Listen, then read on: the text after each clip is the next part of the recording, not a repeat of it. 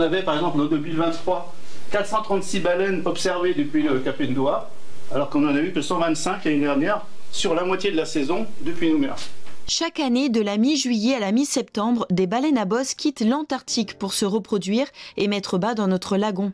Le whale watching est une activité permettant de les observer sans les déranger, le plus souvent à bord de bateaux. À l'ouverture de la saison d'observation, il est nécessaire de rappeler les mesures de prévention. C'était l'objectif de cette matinée de formation et de sensibilisation dispensée par la province Sud à destination des professionnels du secteur. La zone d'observation, c'est entre 300 et 100 mètres. Ça rejoint la règle numéro 1 de l'observation des baleines, c'est il faut toujours qu'il y ait 100 mètres autour de la baleine. Certains y participent pour la première fois, comme Bastien qui proposera des sorties avec un nouveau catamaran. C'est toujours bien de revoir tout le monde, de se rafraîchir sur les nouvelles infos, les nouvelles réglementations, savoir comment approcher un animal pour ne pas le déranger et puis respecter le nombre de bateaux, le temps d'observation, en fonction s'il y a des baleineaux, voilà ce type de réglementation. Aïna, pour qui le whale watching n'est pas nouveau, se réjouit de cette nouvelle saison. On a vraiment fait des belles saisons les deux dernières années, donc ouais, c'est chouette. Il y a l'air d'avoir plus en plus de baleines, et puis c'est une activité touristique qui profite au pays, donc c'est super important pour nous. La présentation de ce matin a également été l'occasion pour les scientifiques de présenter le résultat de leurs travaux concernant notamment l'augmentation des populations de baleines à bosse. Un fait qui devrait permettre d'ici la fin de l'année de retirer ces mammifères de la liste rouge de l'Union internationale pour la conservation de la nature. Eh bien, les baleines à bosse, en général, de par le monde, elles sont plus classées au niveau de l'UICN comme des espèces vulnérables, mais la population du Golfe d'Arabie, elle, est toujours classée en danger, et la population d'Océanie est classée en danger pour l'instant. Mais il semble qu'elle va de mieux en mieux, et c'est un beau succès de conservation, et on espère qu'elle puisse bientôt être déclassée. Et il est vrai qu'en Calédonie, on a un whale watching qui est très respectueux des animaux, on a une protection de cette espèce, et donc petit à petit, les populations se reconstituent. Une vingtaine de structures et skippers ont pu bénéficier de cette formation et signer la charte d'observation des cétacés. L'ADI, l'Association pour le droit à l'initiative économique, fête ses 25 ans au pays aujourd'hui. Elle soutient les Calédoniennes et les Calédoniennes qui veulent créer leur activité, même sans capital ni diplôme. Depuis 2000, elle a accompagné près de 15 000 personnes et financé plus de 11 000 entreprises. Avec plus de 26 000 financements octroyés, l'association a injecté plus de 12 milliards de francs dans l'économie locale. Il y a incontestablement un impact fort pour diversifier l'économie du territoire, pour permettre à des personnes sans emploi ou à des personnes qui ont envie de vivre de leur passion, de créer partout, dans les quartiers, en terre coutumière, en brousse, sur les îles. Dans les quartiers, les tribus, les îles, l'ADI agit là où les banques refusent souvent d'accorder des prêts. C'est le cas de Kelly. Le financement de l'ADI a permis de créer sa pâtisserie. Au départ, j'avais demandé aux banques de me financer, sauf qu'il y a eu... On m'a fermé un peu la porte au nez, parce que étant maman seule, 3 enfants, il faut croire qu'ils ne croyaient pas trop en mon projet, chose que l'ADI a pu faire, et c'est grâce à eux qu'au jour d'aujourd'hui, j'ai pu ouvrir les gâteaux Lily. Selon les données de l'ADI, 45% des bénéficiaires sont des femmes, 20% ont moins de 30 ans, 66% sont sans diplôme et 56% vivent en tribu. Donc le retour social sur investissement, c'est faire en sorte que quand on soutient l'ADI, quand on soutient des associations comme l'ADI, c'est de permettre derrière à la collectivité de retomber sur ses pattes, puisque un franc investi à l'ADI, au bout de 3 ans, il est doublé pour la collectivité qui a soutenu notre action.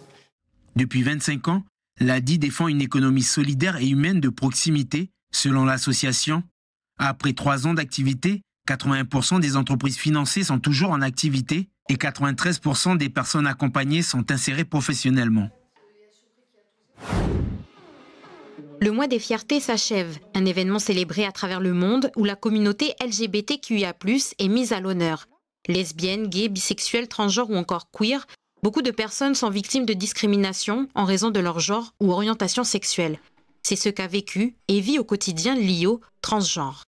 J'ai peur d'être rejetée encore. Voilà, c'est encore ancré, 36 ans.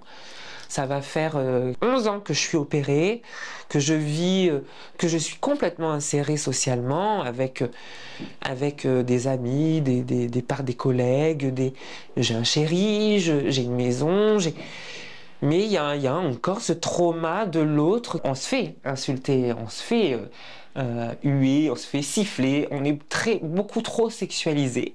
Mais ce qui m'a amené vraiment à m'assumer en tant que moi-même, c'est l'amour de mes proches, de ma famille, de mes amis. Sans ça, c'est très, très, très, très dur d'assumer qui on est. À ses 18 ans, Lio décide d'aller en France pour ses études, mais aussi pour opérer son changement, loin de ses parents, de peur de les choquer.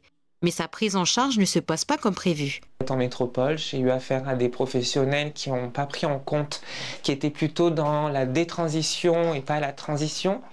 Donc ma maman et mon père m'ont rapatrié en Nouvelle-Calédonie pour me faire prendre en charge ici, sur le territoire, sachant qu'on était quand même plus ouvert, non pas sur le sujet scientifique médical, mais au niveau social, on était quand même plus ouvert. J'étais, moi, décidée soit à changer, soit à plus exister. J'espère que juste pouvoir apaiser les mentalités des gens et faire en sorte qu'aujourd'hui, on ne soit plus méprisé parce qu'on est des trans, mais juste accepté parce qu'on est des êtres humains. Faire évoluer les mentalités sur la communauté LGBTQIA+, c'est le travail que mène l'association Prisme. Depuis plus de 30 ans, ses membres réalisent des interventions dans les établissements scolaires. Depuis environ peut-être un petit peu plus d'un an, les établissements scolaires nous alertent sur des situations d'homophobie ou de transphobie qui sont un peu étonnantes parce que, encore une fois, on avait quand même nous le sentiment que les mentalités évoluaient, en tout cas chez nos jeunes. C'est pas expliqué, c'est peut-être juste conjoncturel. On essaie de sensibiliser. Le fait que l'homosexualité, la transidentité, toutes les questions LGBTQIA+, ne sont pas des sujets en soi en fait. Ça existe, c'est la vie et tout va bien. J'ai ce sentiment-là et c'est ce qui remonte en tout cas de nos interventions au milieu scolaire. Aujourd'hui, au pays, il n'existe qu'une seule association militante pour les droits de la communauté LGBTQIA+. L'association Cris et Pleurs de Femmes, on l'a créée à la suite de l'assassinat de 2 filles. Yvette Danguigny, fondatrice de l'association Cris et Pleurs de Femmes, se dresse contre les violences faites aux femmes. À l'occasion d'une journée de sensibilisation à Poneriouin, elle en profite pour présenter un projet. Là aujourd'hui, je suis à 5 femmes. Que tous les foyers, presque la majorité des foyers ont fermé et ils n'ont plus de finances, c'est ce qu'ils m'ont dit, qu'ils n'ont plus de finances. Le projet aussi, parce que je me suis rendu compte que l'accompagnement de nos femmes n'était pas adapté. La majorité des femmes qu'on a accompagnées, ce sont des femmes qui avaient vraiment besoin d'un accompagnement personnel, personnalisé pour elles, avec leurs enfants. Et c'est ce qu'on a mis en place. Yvette souhaite installer un réseau de familles d'accueil pour femmes et enfants victimes de violences. Une solution pour répondre en urgence aux demandes recensées par l'association. Depuis 3 mois, son projet est en expérimentation à Nouméa. Depuis mars, avril, on va arriver dans les 30. Mais ce sont les femmes Kanak qui m'appellent et qui demandent des solutions pour elles. Alors il faut qu'on entende la parole de ces coutumiers. C'est ma position, c'est ce que je pense. Il faut que nos vieux vous nous disent c'est quoi les solutions, vous nous aidez à trouver des solutions. On vit la violence, mais on finit par tolérer parce qu'on est impuissant devant ce problème. Et c'est pour ça que c'est très important de parler, d'en discuter, d'échanger avec tout le monde. Cris et Pleurs de Femmes combat particulièrement les violences conjugales sur terre coutumière. Pour échanger sur ce sujet de grande importance, le Sénat coutumier a fait le déplacement dans le Nord. Quand on est témoin de ces agissements-là, ben voilà, de faire suivre l'affaire, parce qu'il y a la justice qui est là, il y a au niveau coutumier, il y a les autorités coutumières qui sont là, il y a le chef de la tribu, il y a le conseil, de dénoncer, de plus se taire. Il y a une des recommandations là, qu'on va présenter, quand l'association va aller au Sénat coutumier, mais voilà, c'est comment on peut briser ce silence-là. À long terme, l'association vise la création d'une structure d'accueil et de soutien. Et ça, c'est la technique des anciens, des vieux d'autrefois. Avant l'arrivée des premiers Européens, nos ancêtres ils faisaient déjà comme ça. Voilà. Ils gravaient déjà des histoires, des choses comme ça sur les bambous. L'exposition Dogan de l'artiste Paula Bois est en tournée dans le pays. L'artiste présente sur place a partagé sa passion pour la gravure sur bambou. Moi, je découvre cet art en 84, quand je prépare le mini-festival de 84, qui n'aura pas lieu pour les choses, pour les histoires qu'on connaît. Et moi, j'ai une vingtaine d'années, je ne savais pas que ça existait, ça, dans ma culture. Donc, le jour où je découvre, je me fais la promesse d'en faire mon bâton de pèlerin et de faire un jour que cette technique elle soit reprise par la jeune génération et peut-être par les artistes plus tard. Concentrés, les élèves de l'internat de Koumak se sont prêtés au jeu de l'activité. J'ai besoin d'un pic, de fruits de banco pour repasser dessus, des chiffons et puis voilà. Il y a une case, un cocotier, un bec colonnaire, des fleurs et des écritures. Pour Brian, c'est une belle découverte. Après, j'ai fait des motifs autour pour que ça ressort. Voilà, super. Après, j'ai fait ma coupe. D'accord, domaine. Je viens d'apprendre le dos. Moi, j'avais jamais appris.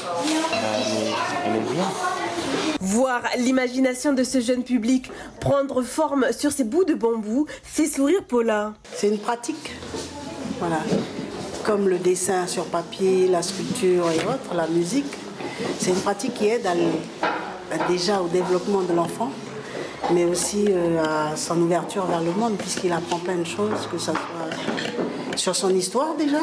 Et ce qui est intéressant, c'est que voilà, les enfants ils prennent plaisir à le faire et puis à chaque fois c'est un amusement aussi pour moi, quoi. L'exposition Dogan s'installe cette semaine sur Canala en présence de Paula Bois qui compte transmettre sa passion et espère que dans cette jeunesse, quelqu'un reprendra son flambeau.